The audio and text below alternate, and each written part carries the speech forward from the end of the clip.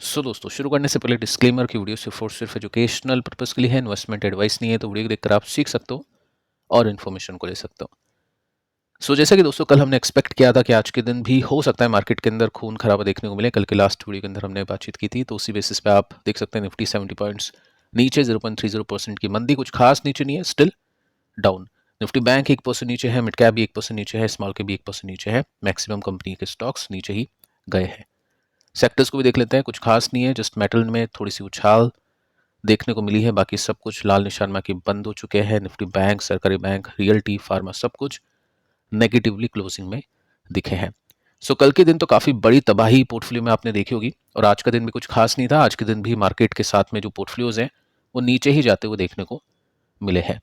सब कुछ बड़ी खबरों को देखते हैं, जानते हैं डिटेल में कि मार्केट की क्या सिचुएशन है, इन्वेस्टर्स की कैसे स्ट्रैटेजी होनी चाहिए इस तरह के मार्केट के अंदर, और भी काफ़ी सारी कंपनीज स्टॉक्स हैं, उनकी इनसाइट मैं आपको यहाँ पे देने वाला हूँ।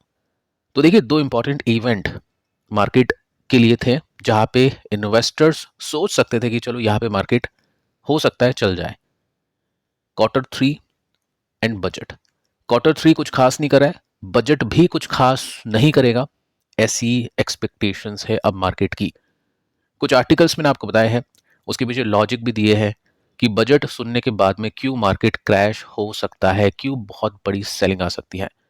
साथ में आप देख सकते हैं कि आज एक आर्टिकल है और इसमें नुवामा ने बताने की कोशिश की है कि बजट को न्यूट्रल देखा जा रहा है मार्केट के लेंस से, यानी कुछ खास तेजी देखने को शायद ना मिले। मॉडेस्ट ग्रोथ की एक्सपेक्टेशन है, इंक्रीज देखने को मिल सकता है डिफेंस में और रेलवे के अंदर। अब यहाँ पे अगर इंक्रीज नहीं होता है तो इनकी भी पिटाई होगी। ठीक है, तो बजट के अंदर कुछ खास अब इन्वेस्टर्स नहीं एक्सपेक्ट कर रहे हैं, लेकिन ऐसे में क्या होता है, जब भी कोई एक्सपेक्टेशन काफ़ी कम होती है, अगर उसके अंदर कुछ अच्छा हो जाता है तो काफ़ी अच्छी तेजी आती है। तो आपको क्या लगता है, इस बार टैक्स कम हो सकता है? कैपिटल गेन जो टैक्स लगता है लॉन्ग टर्म शॉर्ट टर्म, अगर ये कम हो जाते हैं तो डेफिनेटली फिर ये जो भी सारी एक्सपेक्टेशन है वो धरी की धरी होगी और मार्केट अच्छा कर सकता है, रिवर्स हो सकता है। आप अपनी प्रिडिक्शन बता सकते हैं। साथ में देखिए दोस्तों, आज के दिन डॉलर ने ऑल टाइम हाई दर्ज किया है रुपीस के अगेंस्ट में, और रुपीस ने ऑल टाइम लो लगाया है। 91.61 रुपीस का हो चुका है अब एक डॉलर। एक महीने का डेटा आपके सामने है और काफ़ी शानदार तेजी यूएसडी के अंदर देखने को मिली है। साथ में आप देखोगे ना तो आज के दिन काफ़ी बड़ा जंप लगा है। 21 तारीख आप देख सकते हैं, पिछले कुछ दिनों से डॉलर इंक्रीज कर रहा था साइलेंटली, लेकिन आज के दिन काफ़ी बड़ी तेजी यहाँ पे देखने को मिली है।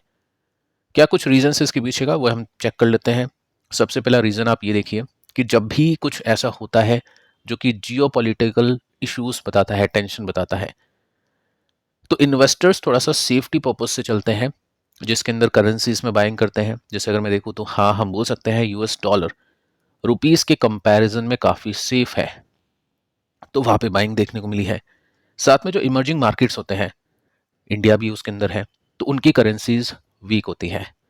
सेकेंड आप देख सकते हैं डिले है यूएस इंडिया ट्रेड डील को लेकर, तो उसके अंदर भी काफ़ी समस्या है, और मैं एक्सपेक्ट भी नहीं कर रहा हूँ कि अभी कुछ टाइम में डील हो सकती है। क्यों अपन एक्सपेक्ट नहीं कर रहे हैं, वो डेटा मैं आपको काफ़ी बार प्रोवाइड कर चुका हूँ। तो गोल्ड सबसे पहला सेफ इन्वेस्टमेंट के रूप में भी चुना जा रहा है, उसके बाद में है यूएसडी, उसके बाद में फिर आईएनआर, जो कि सिचुएशन काफ़ी ख़राब है, आपको बताइए। साथ में आप देखोगे ना तो इसी वजह से एफआईज का जो आउटफ्लो है वो देखने को मिल रहा है। 1 जनवरी से लेकर अभी तक का डेटा आपके सामने है, 19 का डेटा आपके सामने है, और इसके अंदर आप सिंपली नोट कर सकते हैं कि एक दिन भी एफआईज की बाइंग हुई नहीं है। कभी 100 करोड़ की बिकवाली है तो कभी 5,000 करोड़ तक की बिकवाली एफआईज ने दिखाई है।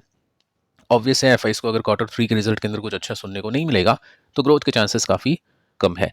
सेकेंड, वो यूएसडी में इन्वेस्ट कर रहे हैं और रुपीज़ में रिटर्न्स कमा रहे हैं, तो वैसे ही उनको डेप्रिसिएशन मिल चुका है।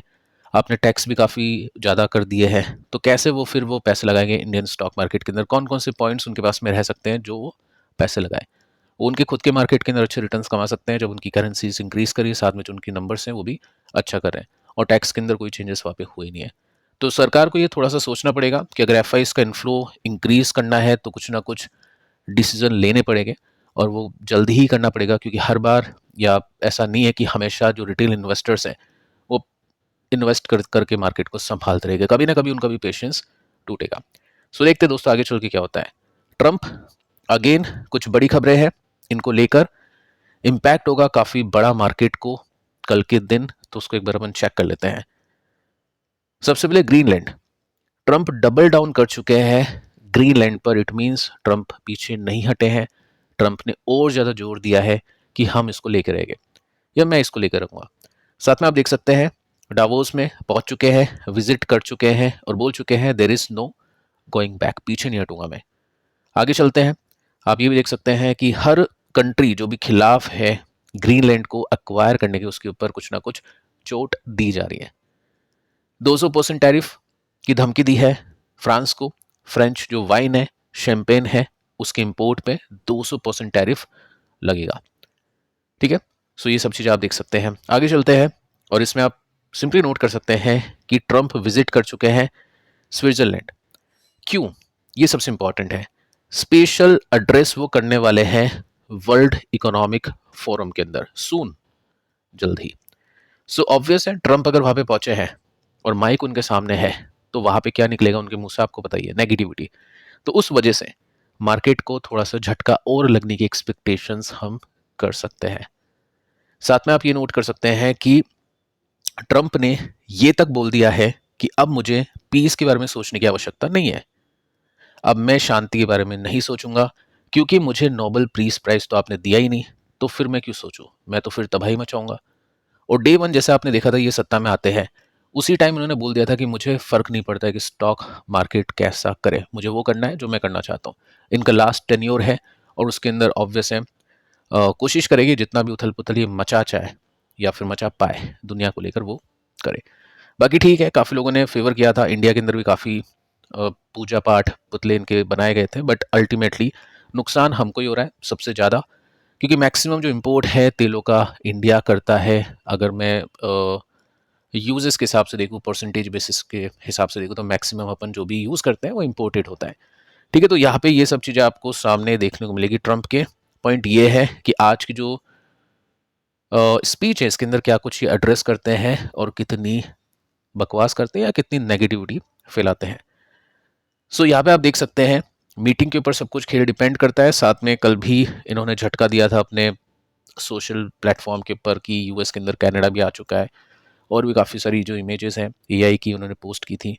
ग्रीनलैंड को एक्वायर कर चुके हैं सपनों में, दिमाग में कि 2026 में मिल चुका है। ऑब्वियस है यहाँ पे इनके पास में पावर है, मिलिट्री है, अकेले चल रहे हैं, पूरी दुनिया के खिलाफ है। चाहे तो पूरी दुनिया एक होकर इनको सबक सिखा सकती है, बट अनफॉर्चुनेटली ऐसा कुछ देखने को मिलता नहीं है। सो देखते हैं दोस्तों आगे चल के क्या कुछ करते हैं, किस तरह के अटैक्स वगैरह होते हैं, क्योंकि हमने ये भी देखा है कि यूएस के जो एयरक्राफ्ट है वो रवाना हो चुके हैं ग्रीनलैंड की तरफ, ग्रीनलैंड के आसपास। अभी तक ऐसा कुछ अटैक की सूचना मिली नहीं है और ऑब्वियसली हमको बता के अटैक करने भी नहीं वाले। सो देखते हैं आगे चल के क्या कुछ होता है। सो मार्केट आपको बता रहा है कि सिचुएशन तो देखो खराब है, पैसे नहीं बनेंगे। जैसे एज एन इन्वेस्टर हम क्या कर सकते हैं, हम डेटा देख सकते हैं, क्योंकि आज का जो मार्केट है वो वॉरेन बफेट वाला मार्केट नहीं है जिसमें हम आंख बंद करके होल्ड कर लें, पॉसिबल नहीं है। इन्वेस्टर अगर ये सोचेगा कि मैं इन्वेस्ट करके भूल जाता हूँ, वो सोचेगा, वो कर नहीं सकता है, क्योंकि आपके हाथ में मोबाइल फ़ोन है, आपके पास में इंफॉर्मेशन है, आप चाह के भी उससे बच नहीं सकते हैं, आपको कहीं ना कहीं से इंफॉर्मेशन मिलेगी। तो बेटर ये है कि हम खुद आगे आके इंफॉर्मेशन को देखें और जितनी इंफॉर्मेशन अपने लिए रिक्वायर्ड है उतनी ही इन्फॉर्मेशन को कंज्यूम करें। जैसे मैं आपके सामने 2 वीडियोस लेके आता हूँ, डिटेल में सब कुछ इन्फॉर्मेशन शेयर करता हूँ, क्योंकि इतनी ही इन्फॉर्मेशन रिक्वायर्ड होती है ताकि हम ये समझ पाए कि हम कहाँ पर अभी है, किस सिचुएशन में है, हमारा पोर्टफोलियो कितना गिर सकता है और कहाँ पे पैसे बन सकते हैं, कहाँ पे पैसे नहीं बन सकते हैं। सो इन्फॉर्मेशन लेना काफ़ी इंपॉर्टेंट है, बट रिक्वायर्ड। बहुत ज़्यादा इन्फॉर्मेशन भी फिर वो दिमाग को ख़राब करती है और गलत डिसीजन उसमें इन्वेस्टर लेता है। सो यहाँ पे हम ये सोच सकते हैं, एक्सपेक्ट कर सकते हैं, जैसे कि मैंने आपको बताया तो 2026 में काफ़ी सारे यूट्यूबर्स कह रहे थे कि मार्केट ऊपर जा सकता है, सिल्वर एंड गोल्ड क्रैश कर सकते हैं। बट मैंने आपको कहा था डेटा में ऐसा नहीं है, साल बदलने से सिचुएशन नहीं बदलती है। तो डेफिनेटली ऐसा भी हो सकता है कि 2025 से खराब जाए 2026 इक्विटी के मामले में।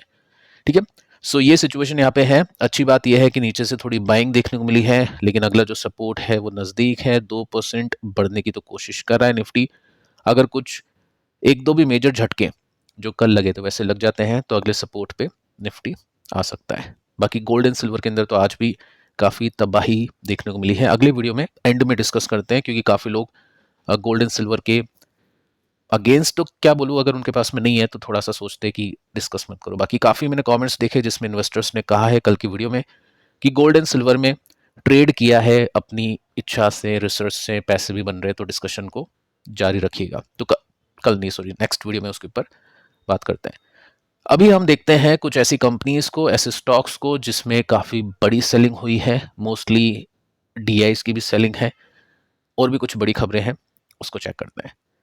फर्स्ट कंपनी कल्याण ज्वेलर्स, 12% का क्रैश है। काफ़ी लोग सोच रहे होंगे Q3 के रिजल्ट आ चुके हैं, खराब है, इस वजह से स्टॉक गिरा है, बट ऐसा नहीं है दोस्तों। ओपनिंग इसकी ठीक थी, 450 के आसपास खुलता है, लेकिन 400 के भी नीचे जाके स्टॉक बंद करता है। 44 का पी अब इसका हो चुका है। टाइटन के कंपैरिजन में कंपनी काफ़ी सस्ती है, लेकिन वही बात है कि 40,000 करोड़ का मार्केट कैप, टाइटन का जो मार्केट कैप है काफ़ी ज़्यादा है। टाइटन काफ़ी टाइम से मार्केट में लिस्टेड है, तो मार्केट लीडर को पहले चुनते हैं इन्वेस्टर, उसके बाद में बाकी कंपनीज में इन्वेस्ट करते हैं। सो ये सब रिस्क तो होता है। रिजल्ट कब है इसके? रिजल्ट है दोस्तों 6 फरवरी, काफ़ी टाइम है अभी रिजल्ट आने में, ठीक है। साथ में हम ये देखते हैं कि क्या रीज़न है कंपनी के स्टॉक के गिरने के पीछे का। अगेन दोस्तों, सोशल मीडिया पर ये एलिगेशंस और खबर स्टार्ट हो चुकी है कि कंपनी के साथ में कुछ इश्यूज हैं। वही जो आरोप पहले लगे थे कि फंड मैनेजर, यानी मोतीलाल ओसवाल के जो फंड मैनेजर हैं, उनको पैसे पे किए हैं इस कंपनी के प्रमोटर ने कि हमारी कंपनी के स्टॉक आप खरीदो, उसके भाव को ऊपर पहुंचा दो, ताकि या तो हम बेचें या फिर हम स्टॉक्स को गिरवी रखें। क्योंकि जितने ज़्यादा स्टॉक के प्राइजेस हो गए, अगर कोई प्रमोटर उस पर गिरवी रखता है, उसको प्लेज करता है, तो उतना ही ज़्यादा पैसा लोन के रूप में उसको मिलेगा, क्योंकि जो वैल्यू है उसके हिसाब से चीज़ों को देखा जाता है, ठीक है। साथ में आप ये देख सकते हैं कि होता क्या है, जब भी पंप एंड डंप की स्कीम होती है, सिचुएशन होती है कि कोई कंपनी या कोई फंड मैनेजर किसी कंपनी के स्टॉक को पंप करता है, उसके बाद में होता क्या है, रिटेल इन्वेस्टर्स उसको बाय करते हैं और वो स्टॉक डंप होता है।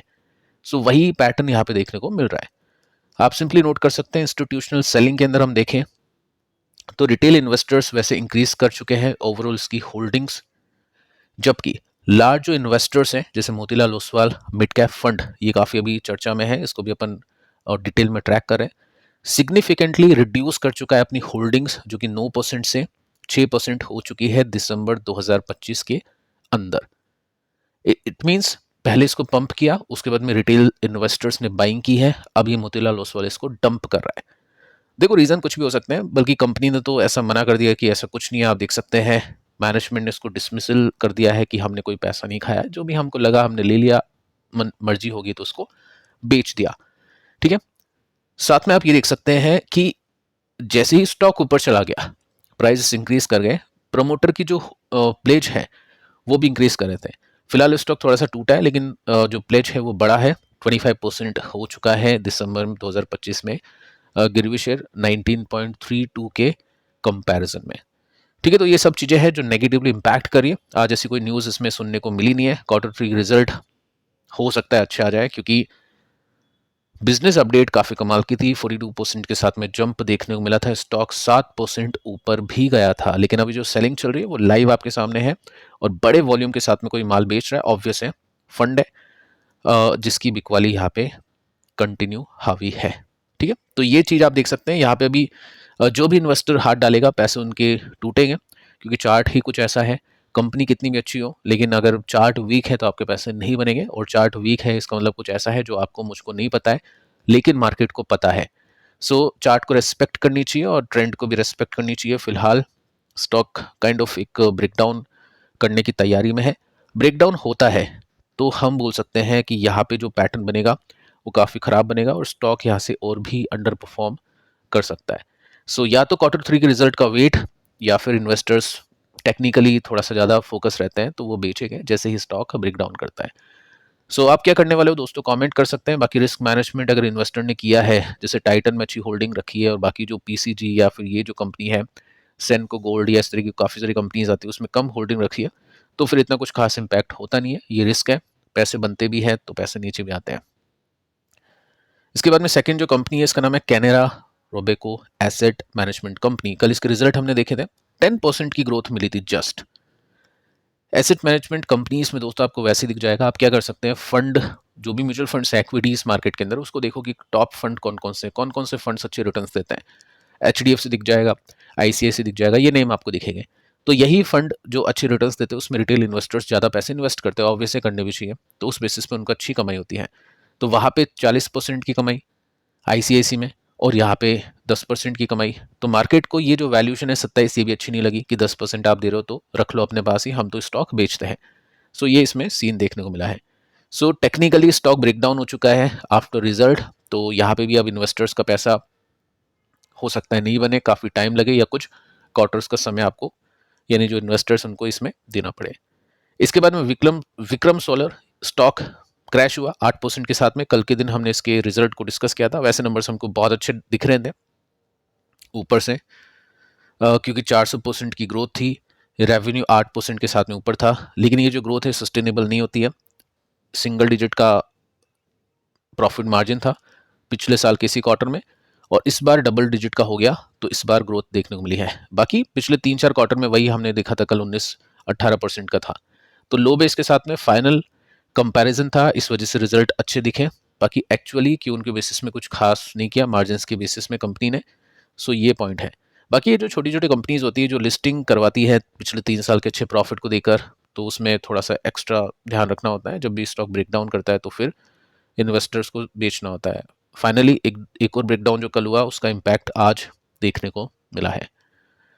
SRF रिजल्ट वैसे अच्छे थे, लेकिन कंपनी की जो गाइडेंस थी वो खराब थी, तो 7% के साथ में स्टॉक क्रैश करता है। आप देख सकते हैं कि कंपनी ने कहा है कि परसिस्टेंट यानी कंटिन्यूसली प्रेशर देखने को मिल रहा है चाइनीज कॉम्पिटिटर से। तो इसकी वजह से जो ब्रोकिंग हाउसेज हैं वो बैरिश हो गए इसको लेकर, और स्टॉक काफ़ी नीचे चला गया। फाइनली अपने सपोर्ट पे आ चुका है, मेंटेन करता है तो अच्छी बात है, नहीं तो फिर अगला सपोर्ट इसका ओपन हो जाएगा। इसके बाद में वन मोबीक्विक, कल हमने बातचीत की थी, एक आर्टिकल का हवाला देते हुए मैंने आपको समझाया था कि बोला जा चुका है कि जो बड़ी टेक कंपनीज हैं उनके स्टॉक्स में पहले रिकवरी होगी। मैं अग्री करता हूँ, लेकिन मैंने आपको कहा था कि इंडियन टेक कंपनीज की बात वहाँ पे नहीं हो रही है। जो बड़ी जाइंट टेक कंपनी है, एप्पल, गूगल, इस तरह की जो कंपनीज हैं उनकी बात हो रही है, और उसमें इन्वेस्ट करने के ऑप्शंस होते हैं नेस्टेक 100 या फैंग का जो ETF होता है वो। तो यहाँ पे मत सोचना कि इन कंपनीज में ऐसा कुछ होगा। इन कंपनीज को तो पीटा जाएगा ऐसे मार्केट के अंदर जहाँ पे लिक्विडिटी काफ़ी कम होती है, इनको पैसे नहीं मिलेंगे, क्योंकि ये जो कंपनीज है वो लॉस मेकिंग कंपनीज है। तो लॉस मेकिंग कंपनी से तो दूर रहना पहला स्टेप होगा इन्वेस्टर्स का फिलहाल के लिए। इसके बाद में देखिए दोस्तों, इंटरेस्टिंग पैटर्न देखने को मिला है बीकाजी फूड्स के अंदर। 4% के साथ में स्टॉक आज क्रैश हुआ। 78 का पी है। अभी जो भी वैल्यूशन अपन देख रहे हैं बहुत कम हो चुकी है कंपनीज की, कम यानी कंफर्टेबल हो चुकी है, डिस्काउंट काफ़ी अच्छे हैं। लॉन्ग टर्म इन्वेस्टर्स के लिए बहुत अच्छा माहौल है फिलहाल, क्योंकि ऐसे टाइम पर जहाँ पे मार्केट के अंदर ब्लड हो, पैनिक हो, वहीं पे इन्वेस्टर्स ग्रीडी बनता है for long term, short term कुछ नहीं है। ठीक है, तो काफ़ी सारी कंपनीज हैं जिनकी वैल्यूशन स्टिल ऊपर है, उनको तोड़ा जा रहा है। आप देख सकते हैं जैसे गूगल पे मत देखना, यहाँ पे रिजल्ट 28 तारीख को मेंशन कर रखे हैं, लेकिन एक्चुअल जो डेट है वो आपकी डिफरेंट हो सकती है। तो ब्रोकिंग एप्लीकेशन में देख लो, या BSE की साइट पर जाकर देख लो, या screener.in पे देख लो। 27 तारीख को इसके रिजल्ट आने वाले हैं, तो कुछ ही दिन बाद इसके रिजल्ट है। और यहाँ पे इन्वेस्टर्स गाइडेंस के बेसिस पे काम करें। गाइडेंस कुछ खास अच्छी नहीं थी, Q3 में अच्छे रिजल्ट आए नहीं थे इसके। 27 तारीख Q2 में, मतलब 27 तारीख को इसके रिजल्ट आने वाले हैं। इन्वेस्टर थोड़ा से चिंतित है रिजल्ट को लेकर, क्योंकि पास्ट रिपोर्ट डिसअपॉइंटिंग थी। हाई इनपुट लागत की वजह से एडिबल ऑयल, आलू के दाम इंक्रीज कर चुके थे, जो इसके मार्जिन को खराब कर दिया था।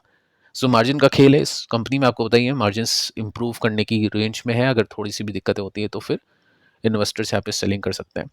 कल के दिन भी काफ़ी स्ट्रॉन्ग इसमें एक्शन देखने को मिला, एकदम से स्टॉक क्रैश कर गया, उसके बाद में काफ़ी बड़ी रिकवरी आई। तो हो सकता है किसी बड़े फंड हाउस ने इसको बेचा हो। बाकी वॉल्यूम्स के जरिए तो कुछ दिख नहीं रहा है कि किसी बड़े प्लेयर ने इसको बेचा है। फिलहाल के लिए ट्रेंड के हिसाब से देखें तो ट्रेंड इसमें नेगेटिव है। नंबर्स खराब आने की एक्सपेक्टेशन इन्वेस्टर्स कर रहे हैं, क्योंकि कंपनी ने गाइडेंस ही वीक दी थी। तो इसलिए क्वार्टरली रिजल्ट के साथ में अपन गाइडेंस भी देखते हैं, ताकि इन्वेस्टर्स को अपनी रिसर्च करने में आसानी हो जाए। तो फिलहाल इक्विटी मार्केट के अंदर यही सोचेंगे कि कैसे तैसे करके पोर्टफोलियो बचे। बाकी रिटर्न्स मिलने के चांसेस तो कुछ है नहीं अभी फिलहाल के लिए।